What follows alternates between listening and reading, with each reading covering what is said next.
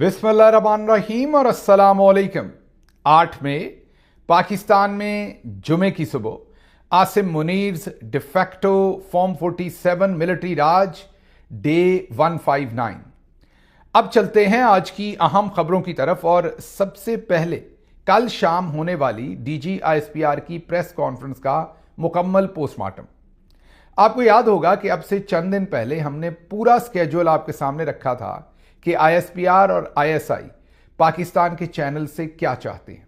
उन्होंने पूरी तफसील के साथ बताया था कि तमाम चैनल्स अपने अपने न्यूज़ रूम में मैराथन ट्रांसमिशंस करेंगे और यह भी बताया था कि किस किस को उस ट्रांसमिशन में लेंगे। मतलब ट्रांसमिशंस के अंदर कौन कौन सा गेस्ट होगा, यह भी आईएसपीआर और आईएसआई ने मुबैना तौर पर तमाम चैनल्स को बताया था।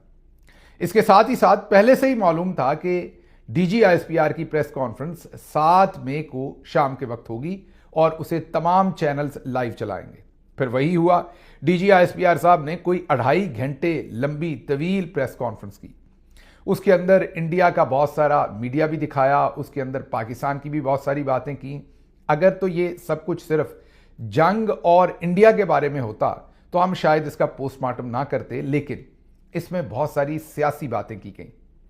इसमें बहुत सारी बातें जो थीं वो दोबारा से वही झूठ थे, बल्कि सफ़ेद झूठ थे जो डीजी आईएसपीआर साहब ने बोले। पाकिस्तान के अंदर जो पाकिस्तानी फौज की, पाकिस्तानी फौजी जर्नल्स की इन्वॉल्वमेंट है सियासत के अंदर, उसके बारे में उन्होंने बिल्कुल सफ़ेद झूठ बोले।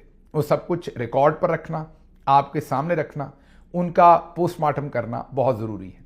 कुछ चीज़ें भी आपको सुनवाएंगे जो उन्होंने कही और एक एक करके जो अहम बातें हैं वो आपके सामने रखते हैं। फिर कुछ और खबरें भी हैं, उनको भी हमने इसमें ऐड करना है। सबसे पहले तो शुरू करते हैं डीजी आईएसपीआर साहब का जो मेन मुद्दा था इस पूरी प्रेस कॉन्फ्रेंस में, वो ये था कि आओ सच बोले।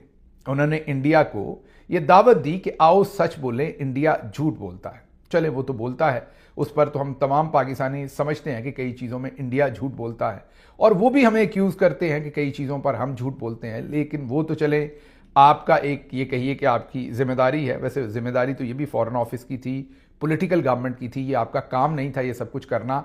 अगर फौज ने भी आपकी तरफ से अच्छी परफॉर्मेंस की है और किसी चीज़ में कामयाबी हासिल की है तो वो पूरी दुनिया में देखिए कि पूरी दुनिया में सदर ट्रंप या दूसरे लोग उसका ऐलान करते हैं या उनके वजीर दिफा कम से कम वहां जरूर खड़े होते हैं। आप अपनी मर्जी से इन सबको गमलों में रख कर लाए हैं, उसके बावजूद आपके अंदर इतनी सी अभी जगह आपके दिल में पैदा नहीं हो सकी कि ये सारे बेचारे जो टेस्ट ट्यूब्स के अंदर, सियासी टेस्ट ट्यूब्स के अंदर जिनको आपने परवान चढ़ाया है, आपके अंदर अभी तक भी